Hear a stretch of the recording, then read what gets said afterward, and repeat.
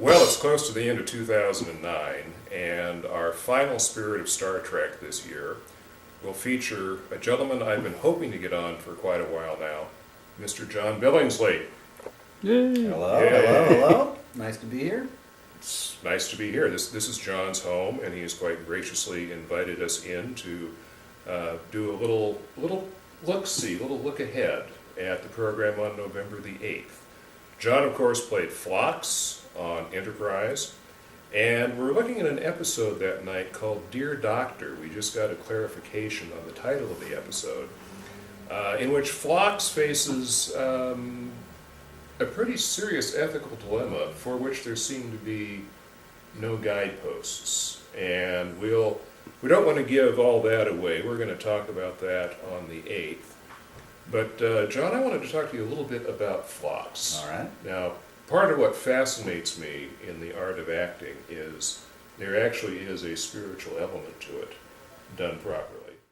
Phlox was actually somewhat anomalous for me. It's one of the few instances in my career where I've actually gotten to play the good guy, which is what made it fun. You know, it was rather nice to be on the side of the angels for once.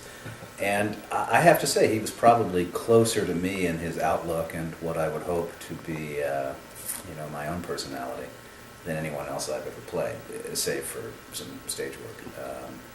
He always struck me as someone who sort of had a kind of a Zen outlook. You know, he kept things. He had a nice sense of humor.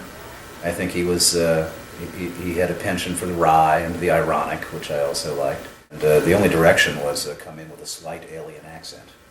A slight alien accent. A slight alien accent, which, was a head scratcher. So I tried a variety of different accents out on my lovely wife, Benita Friederisi, who's a marvelous actress, and she sort of went nix, veto, no, that's not it, keep working, back to the drawing board.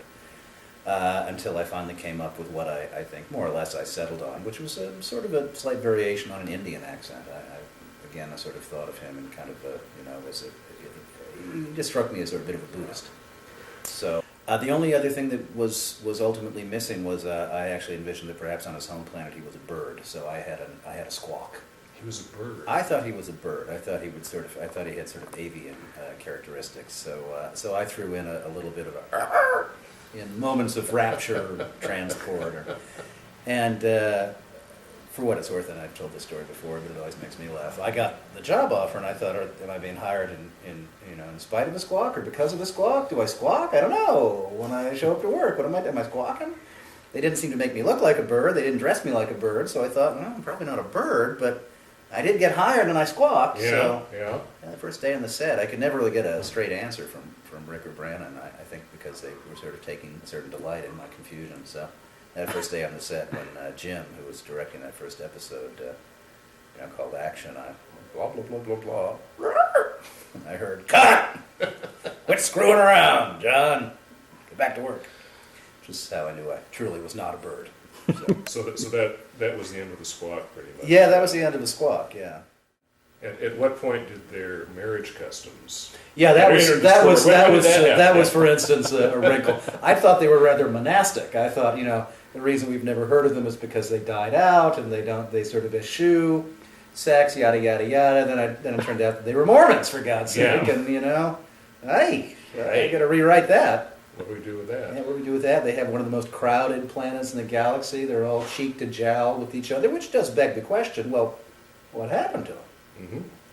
Because they do not show up anywhere else. They never show up anywhere else. Anytime. And, I had my opinions based on my early theories as to, their, as I said, their monasticism, their reluctance to engage in sex, et cetera, et cetera, et cetera. I thought they just sort of dwindled. I thought I was actually one of a small handful of denobulans. Now that I know that they bred like cockroaches, God only knows. I don't know what happened to them. I don't know what happened. They just got sick of it and just, pulled the shades. Went elsewhere. Yeah. All the evidence was there that we were not going to survive beyond a fourth season. I would have said, maybe even early on in the third season. I mean, our ratings plummeted pretty quickly. By the end of the second season, we were dead in the water. We got a third season in part because Paramount made a deal with UPN in which they agreed to cut the cost for the network. And then in the fourth season, they did the same again because that would get them to the magic 100 episodes, knowing that, you have a finite number of shows to make and it isn't going to survive. It takes some of the juice out of the orange in terms of, what can I do with Phlox? How could I envision a future for Phlox? It was only painful, in fact, to actually, think along those lines. I think it was unfortunate that the network put a lot of pressure on Rick and Brannon to come up with Enterprise and not even take a year off. I mean, we overlapped with, we didn't actually share a year, but we came right on the heels of Voyager. And I think Rick and Brannon were tired. I think if they'd had a little more time to maybe come up with a Bible for the show, to have a sense of where they wanted to take it, we might not have run into some of the first and second season problems, frankly. The bottom line is it is still, when all is said and done, and for all the interesting shows, interesting episodes that might treat on ethical or spiritual or moral dilemmas, it is still finally, first and foremost, an action-adventure show, and it has to succeed or fail on that. So, when you've got 7 characters, you're going to spend more time with the guys who pitch woo to the alien babes and get into fistfights. And that ain't me. I'm I'm not that guy. Although I was, what was it, the one with the floating handkerchief aliens, the one where he was inhabited or he went out to fight them. Yes. They started getting Phlox in the mix. Yes, of I things. know. I still have the hernia to prove it.